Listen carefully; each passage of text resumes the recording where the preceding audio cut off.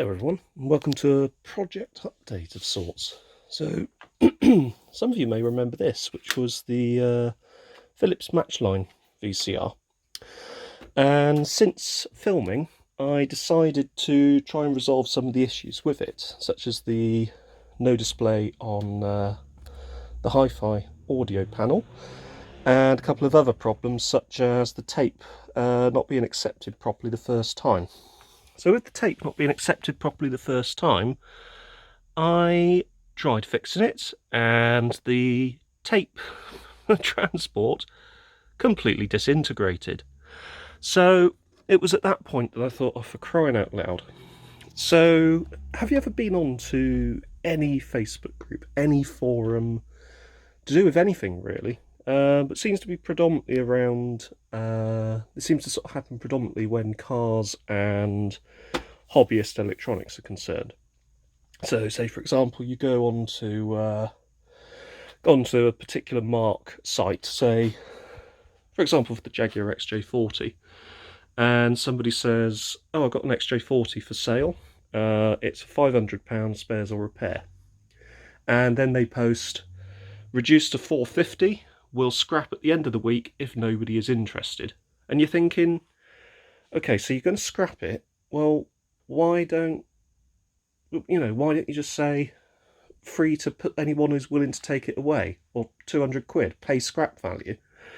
But no, they'd rather completely scrap the car. It's like holding the car to ransom. Buy this XJ40, if you don't, the XJ40 gets it. It's a bit, I don't understand the mentality.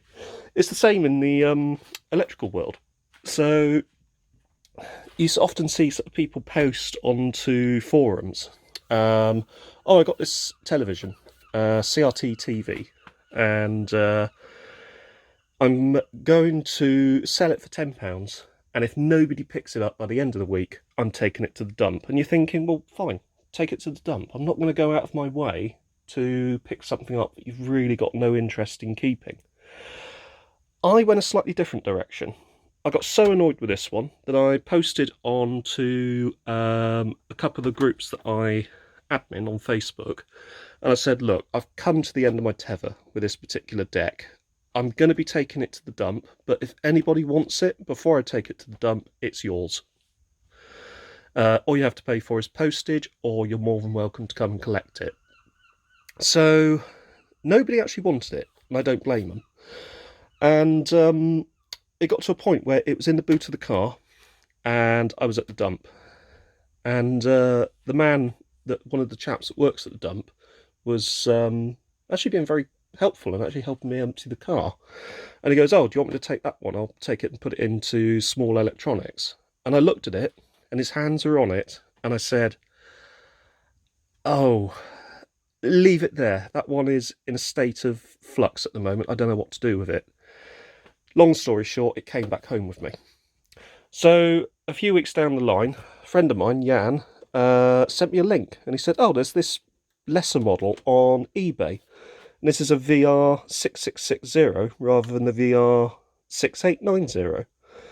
And he said, it's only £3, it's probably worth a bid, £9 postage. And I thought, do you know what? Yeah, it probably is. That's 12 quid.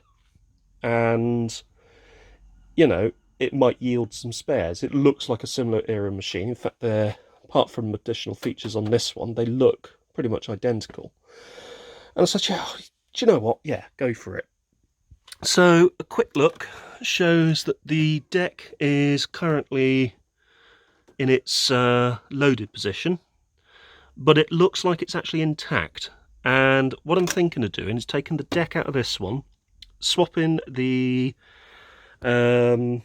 heads over, so swap the video head out of this one into that one, audio head, etc., and then seeing if that actually works, if that sort of helps me to rejuvenate this machine.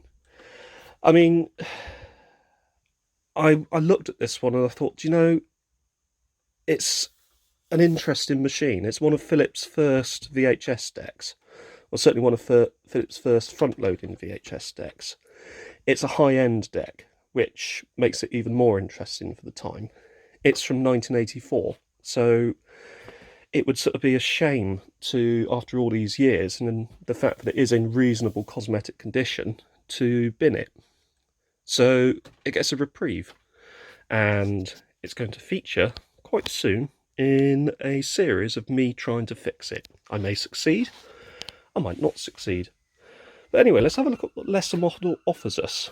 We don't have stereo sound, so we don't have any hi-fi stereo, but we still get trick functions. We have slow motion, we have still, we have reverse play, and we have auto tracking, which was unusual for a VHS deck of this era. This one actually gives us reverse play, slow, and still, so we get all the same features. Although this one does have an insert option. Does this one have an insert option? No.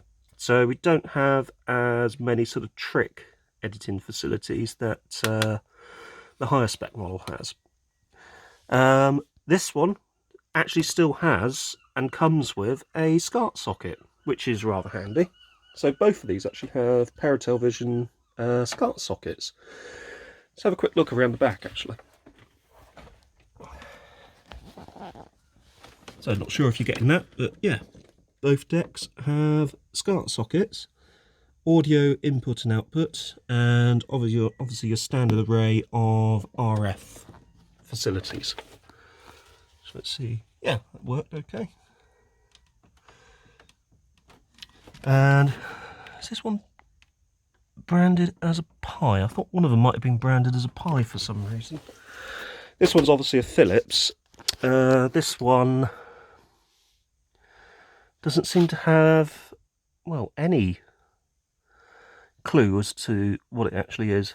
What's quite handy, this display here looks to be the same as that, so that's another item that is shared between these two decks. This front cover, I'm not sure. I mean, this one actually gives you a cassette recorder DV662, which might be a Pi model number, whereas that is most definitely a Philips model number. So it's quite possible this has had a replacement flap at some point in the past. Colour scheme's also different. Rather than this sort of brushed aluminium finish, this one is sort of more sort of a two-tone black and grey affair. And yeah, I think the lids are the same colour as well. So yeah, that's a little update on that project. Anyway, if you have found this interesting and want to follow this particular series, hit that subscribe button where I put out new videos, usually every Monday and every Friday, depending on how things go. So yeah, please subscribe. It really does help my channel not grow, but it really does help my channel get more views. Anyway, don't forget to hit like, subscribe, all of that good stuff. Take care, and I'll see you all very soon.